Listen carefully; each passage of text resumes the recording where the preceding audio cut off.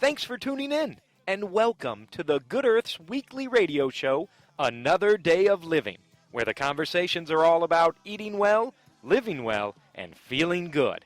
And now, here's your host, Alex Litwack.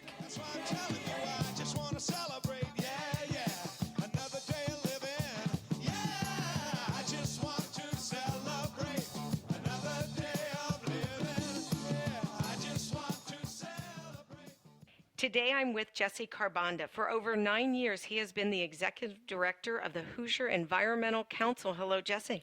Great to be with you, Alex. I'm very excited to have you here because boy, oh boy, is there a lot going on with our environment. Definitely. Let's talk about this legislative session.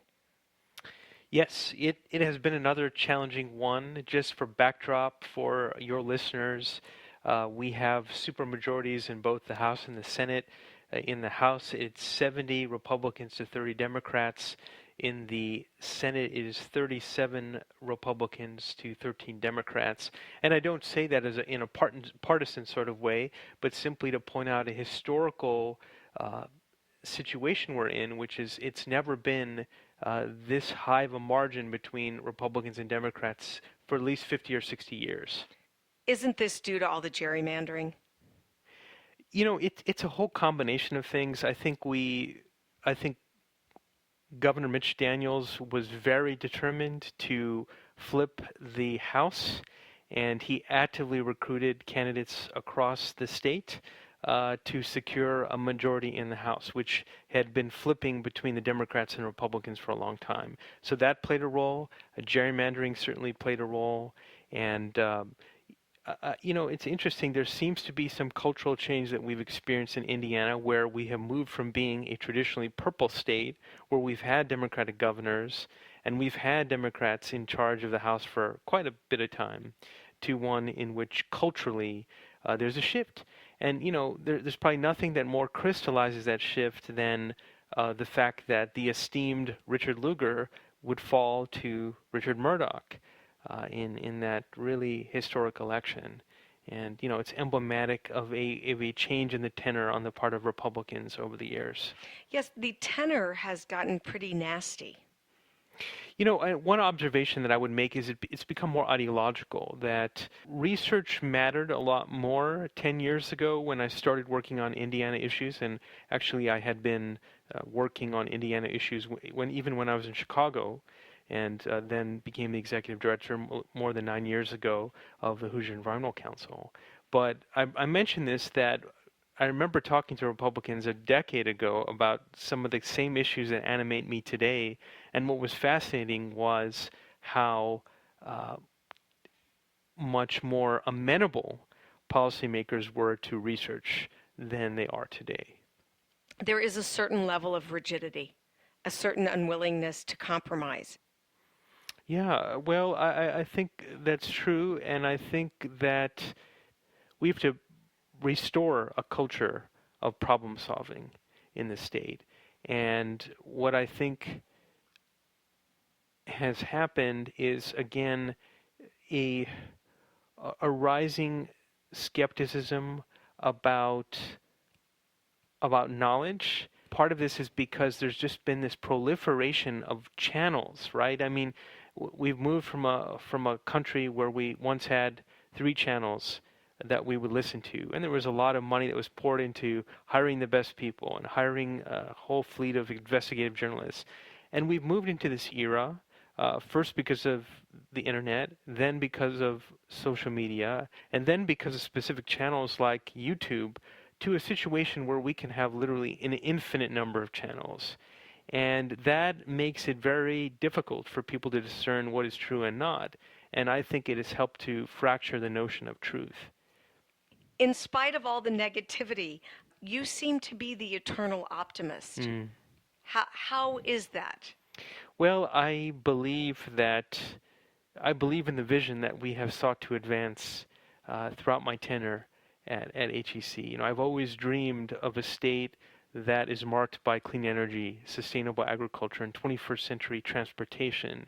And I've never wavered from that. And I hope that vision that I have personally subscribed to from the beginning has rubbed off on other people as a vision that we can together move towards, that is one that not only unites the traditional environmentalists, but people of faith, people of different political ideology who resonate with that, either because it is a good thing from an economic perspective, or it's a good thing from an environmental perspective, or it's something that's consistent with their most deeply felt values.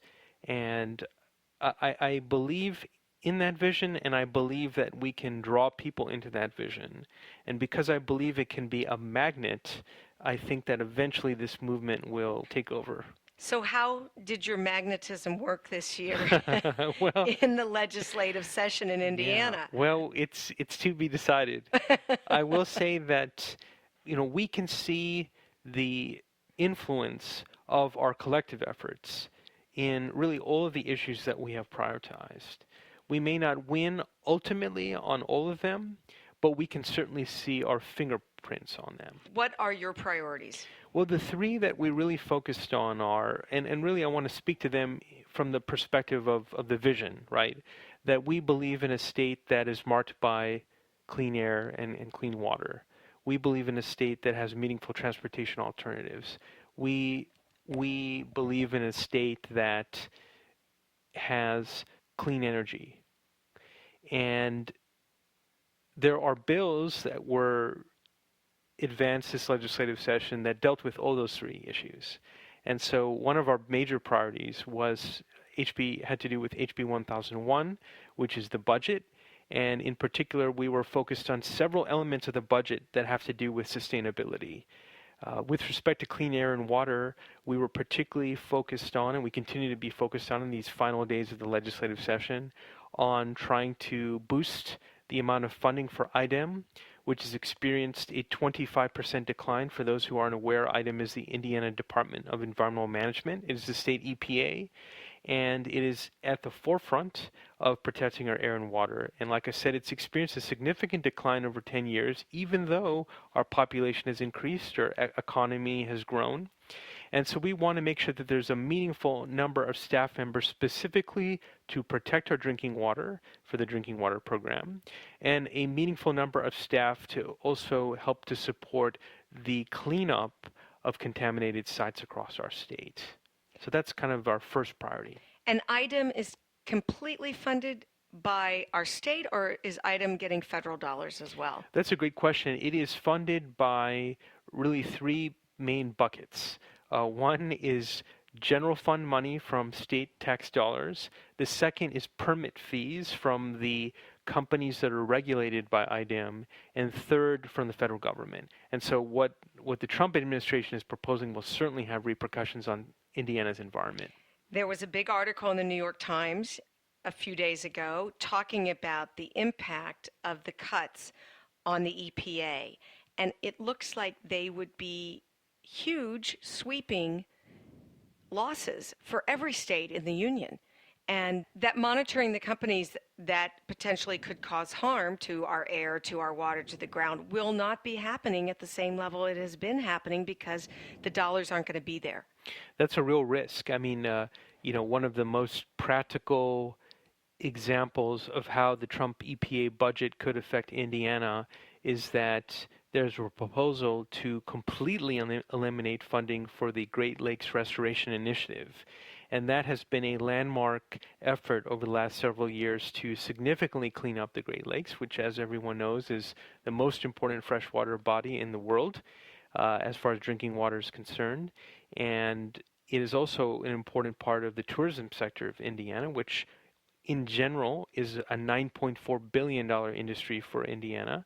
So that could be tremendously harmful to Indiana. But furthermore, like you said, Alex, there's the concern about a drop in state funding from the EPA, and that could have a very practical consequence on staff levels, which are already down because of the state funding declines. So you would have a situation where Indiana's state environmental protection agency is really squashed, both because of what we see as some pretty unforesighted decisions on the part of our state policymakers, coupled with some unwise decisions on the part of our federal government. Now, the good news here is that there is a bipartisan group of lawmakers who are pushing back and who are recognizing that this is a bad thing, right? Because when the environment declines in quality, it's affecting people across the political spectrum. And so I think one of the things that we have to do, and one thing that I think your audience can help do, is to make sure that we are communicating local stories about how these budgets matter.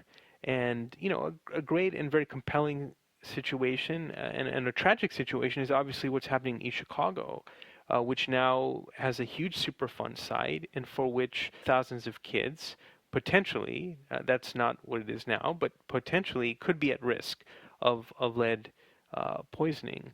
And so it's important to make sure that these are not some abstract developments that happen, but affect people in real life. And I want to state again that, I think that the public housing development in East Chicago is around 1,100 people. So I don't want to be hyperbolic here, but to simply say that the risks are there. Whether it's 10 people or 100 people or 1,100 people, I don't believe anyone wants to see children poisoned by bad water. I mean, look what happened in Flint, Michigan. Everyone got outraged, but that could happen across the country if these Superfund sites or other discoveries are made. And there's no staff, there's no monitoring, there's no money. Yeah, I mean, I think that one thing we have to appreciate is, our environmental quality has dramatically improved over the last 50 or 60 years in this country.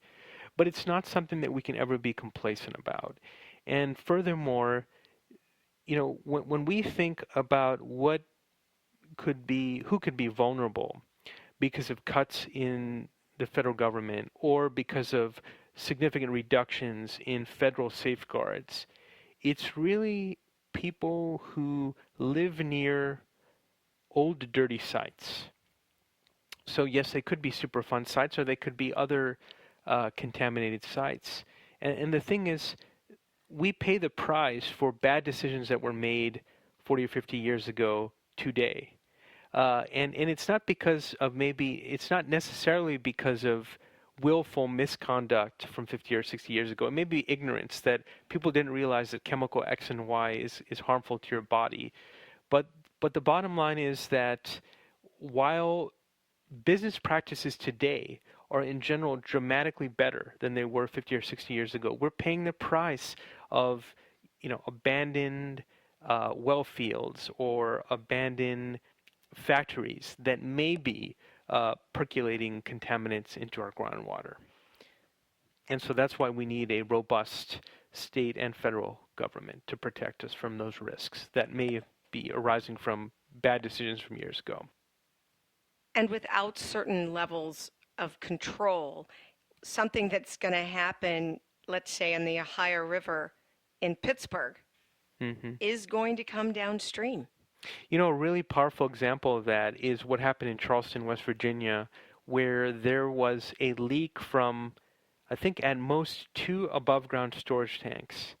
And those 2 above-ground storage tank leaks, and it may have just been one, it may have been one tank, that ended up paralyzing that city for days in terms of drinking water quality. And what was interesting is that environmental scientists traced the contaminants from Charleston, West Virginia, all the way down the Ohio River, nearing Evansville. It was stunning. And that's why, and I think I'm really glad you raised that point, Alex, because it raises a very important point that there is this fantasy on the part of some federal policymakers, including our current EPA administrator, Scott Pruitt, that, let's delegate all this authority to the states. Well, one of the big problems of that is there are environmental problems that cross boundaries. And so we might end up in this very ironic situation where you're delegating tremendous power to the states, and yet then in order for them to solve a problem, they may need to form some kind of compact between multiple states when it could have been solved if it were done at the federal level. And that creates an inefficiency which is contrary to conservative values. Wasn't that the point of the EPA to begin with? The fact that water travels, air travels, things that are in the soil get moved from state to state. Yeah, absolutely, absolutely. And I think that another conservative principle that's at play here is the notion that if you're delegating a lot of power to the states, then you're potentially creating 40 or 50 different laws, which is again contrary to conservative values, because then you have businesses that need to comply with 40 or 50 different states' distinct laws when they could have applied to one national law, which ends up increasing their compliance costs, which ends up making things more inefficient for them. So I think the bottom line is, could the EPA be restructured in some way? Sure, if it is done with an earnest commitment to both improving the environment and making things more cost effective. But it can't be done in this kind of radical way, which some of the most prominent leaders of the EPA may do, which is to simply cut programs and to simply deregulate in the thinking that they're following their convictions. Because again, it may be contrary to more deeper principles like efficiency and effectiveness. And I would imagine there will be more court cases. Yeah. Because individuals and companies and cities and towns, municipalities are going to start suing. Yeah. More and more places when they find out that somebody has possibly dumped toxic chemicals. That's a great point. That could be another risk. Yeah. Okay, so are you still feeling optimistic? Well, I mean, I think one of the elements of positivity in this very, very difficult situation is how much people have rose up and expressed alarm. I mean, this kind of allows us to loop back to what's going on in the state legislature. One of the hottest bills, one of perhaps the most contentious bill in the entire Indiana General Assembly this year has to do with solar energy. And you would think, gosh, of all states, to think that this might be the hotbed of this discussion is pretty spectacular. But SB 309 is something that the average Joe, maybe that's a bit of an overstatement, but what I can see is just tremendous awareness of that issue. And I think, again, that's an expression of the fact that there's just a lot of public concern, and that concern is leading to civic activism. So I was presenting up at Purdue University yesterday evening, and I asked this crowd, which was a medley of students and retired folks and faculty and people from the community, and I said, by a show of hands, tell me if you are aware of SB 309. And like most of the hands showed up. And it was just stunning. And that's a level of civic literacy that we need to see in our state, and I was very pleased by that. And I'd be happy to talk to you a little bit about that bill. Fill us in on this bill. Yeah, this is a bill. So here's kind of the context, which is that solar energy 30 years ago may have been seen as a mainstay of either really wealthy people or hippies. And it has now become much more prevalent than when we might have ever imagined. 1 million American homes have solar powering their homes. And in Indiana, there are actually more jobs in solar energy than there are in coal mining. And in the United States, there are more than 3 times the jobs in solar energy than there are in the entire coal sector. Have you told that to the White House yet? Well, we should. We've certainly communicated that to everyone we possibly can. It's a key point I raise, because I think that even if you have this prejudice that solar is somehow one of these conspiracies on the part of communist environmentalists or what have you, it is actually a very astonishing economic opportunity for America and for Indiana. And I think it's especially true for Indiana, Alex, because this is a state that has historically been a manufacturing powerhouse. And if we can make our policy climate here as favorable to solar energy as possible, obviously being smart in how we design that policy, then it could allow us to be a magnet for solar energy jobs. And here we are shooting ourselves in the foot by potentially passing SB 309. What SB 309 does is it would kill net metering for people who want to plug into the grid after July 1st, 2022, so within about 5 years.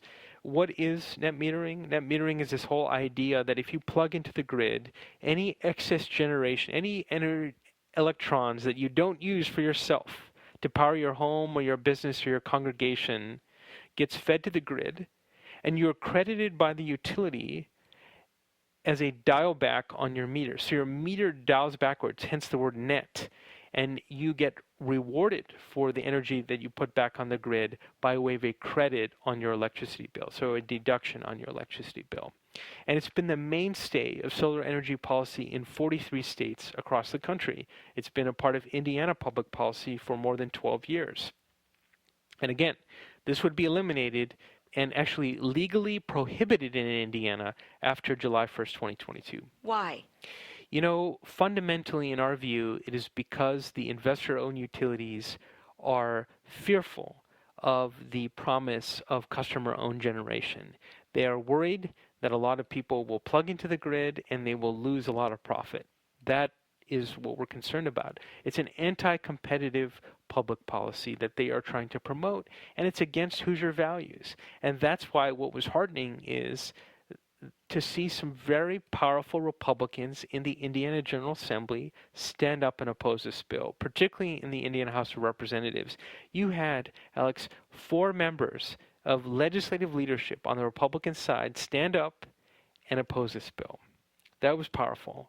Now, the bill did pass through the House and the Senate, so it is on its way to the governor's office, and so we urge your audience to contact the governor and encourage him to veto the bill. And if you want to learn more about that, we hope you go to facebook.com/HECweb because you'll find all the information about who to specifically contact in the governor's office.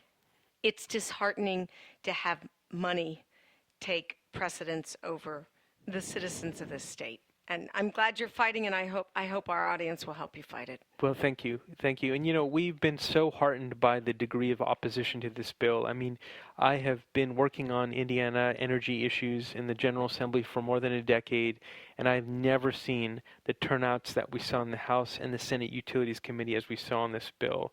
People sacrificing most of their day to be there, including business people whose livelihood depends upon having a favorable public policy. It's not a like a welfare type of policy. It is a policy that is a fair way of crediting people for the energy that they put on the grid, energy that goes to the grid during peak demand time, which is when the wholesale prices for energy in general are very high.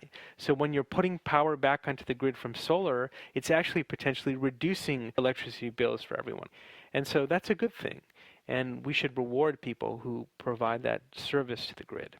Well, on a happy note, it's going to be Earth Day on April the 22nd. Yes. Tell me what you're planning for Earth Day. Well, gosh, there is so much that that people can do, and we hope that people go to hecweb.org/events because we have a whole series of events that we are spotlighting there across the state for people to attend. I want to give a special shout out for the March for Science Indianapolis, which is the Indianapolis event of a nationwide phenomenon, which is to stand up for science, to stand up for knowledge and facts, which are sometimes seen as luxuries in public policy making. And I am fortunate to be one of the speakers at that rally, which will be at the State House starting at 11 o'clock. There's also Earth Day Indiana, which is the biggest Earth Day event in all of the state, which is going to take place at Military Park here in Indianapolis as well. The following weekend, there's Climate March Indianapolis, the People's Climate March. And again, it's the Indianapolis version of what's happening all across the country and where there's going to be a massive march in Washington, D.C. And it's going to be to raise awareness of climate change and the urgency of pursuing climate action. And that will be an event around that same time, 11 a.m. to 2 p.m. Lots of options for Earth Day. It's hecweb.org. That's right. And then they can sort of maneuver around. Navigate, yeah. Maybe make a donation. You never know. The legislative session is going to end fairly soon. Yes. So between Earth Day and the climate marches and things like that, we don't have another legislative session till next year. That's right. So you really want people to stay plugged in. Absolutely. That's a great point. I mean, I think there are two big issues related to the environment that we want people to be focused on. One is to contact the governor and tell him to veto SB 309, this anti-rooftop solar bill. And the other is to seek funding in the budget for the environment, and specifically two areas: a 10% increase in the general fund for the Indiana Department of Environmental Management, and $3 million over 2 years for the President Benjamin Harrison Trust, which is the main means by which we try to protect forests, wetlands, and grasslands in our state from being mowed down by, badly designed big subdivisions, rather than keeping and preserving our priceless natural heritage. Progress does not always preserve the things that we really need to preserve. It's a quest that we need everyone involved in on a daily basis, and then we can turn things around. Well, Jesse, I appreciate all your hard work. I appreciate your positivity, and absolutely your magnetism is bringing so many people in this state into the issues and fighting for things in the legislature. So thank you so much for being a part of the show. Well, thank you for your very kind words, and appreciate all you do, Alex.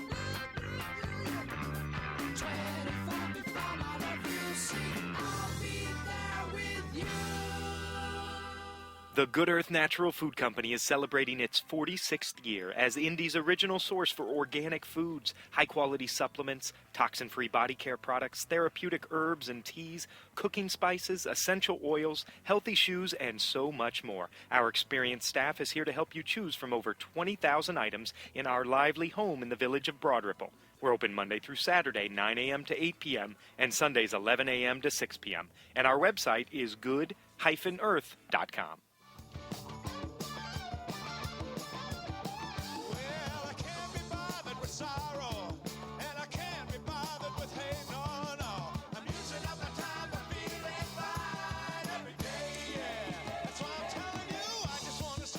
That's our show. Next week, it's Bob and Rudy with a whole lot of fun and another day of music. The Walk the Talk series is on Wednesday, April the 19th with the topic of positive thinking.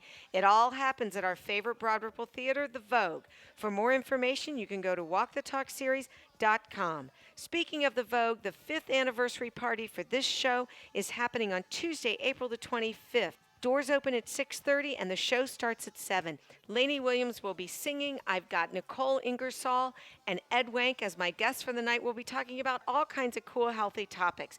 We're going to take audience questions, and there will be swag bags at the end. For tickets and more information, please go to good-earth.com. Thanks so much for tuning in. This is Alex Litwack. Have a great week. The happiest half hour of your day has been brought to you by the Good Earth Natural Food Company, keeping Indy healthy since 1971.